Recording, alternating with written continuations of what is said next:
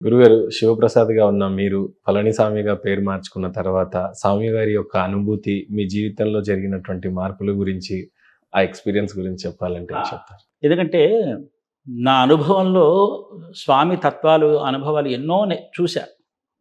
అంటే అవన్నీ మనం చెప్పుకుంటే ఏమవుతుందంటే, అందరికీ అది ఆమోదకరంగా ఉండకపోవచ్చు. అది నా అనుభూతి.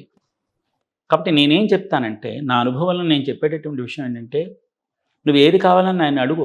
హక్కు నీకుంది. ఆయన ఇవ్వకపోతే, ఆయన పనికిరాడని మాత్రం అనుకోకు. హ్మ్.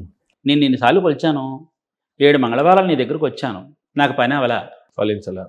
అదేమిటండి మన చేతిలో ఉన్నాడాయన. మనం ఫలించడం, ఫలించకపోవడం అనేది మన రాతను బట్టి ఉంటుందండి. నీ ప్రయత్నం నువ్వు చెయ్యి. ఇవ్వాలనుకుంటే ఇస్తాడు, ఇవ్వకపోతే ఇవ్వడు. ఆయన ఇష్టం అది. కాబట్టి నువ్వు కొలుచుకునేటప్పుడు ఏదో ఒక రోజున నువ్వు నన్ను నాకిస్తావు. నేను అనుకున్నది ఇవ్వకపోయినా నువ్వు అనుకున్నది ఏదో చేస్తావు. కాబట్టి నా విశ్వాసాన్ని నీ మీద పెట్టుకుంటున్నాను చేసి అంటాడు. ఆయన ఒక్కసారి మనం ఆయన్ని నమ్మామంటే బాధైనా ఆయనదే, సంతోషమైనా ఆయనదే. వెళ్ళిపోవాలండి. అలా వెళ్ళిపోవాలి. అంతే తప్ప మనం అవసరానికి స్వామిని కొలుచుకుని ఇవన్నీ చేయటం కాదు. నువ్వు ఎలా కొలుచుకుందాం అనుకుంటున్నావు అలా కొలుచుకో.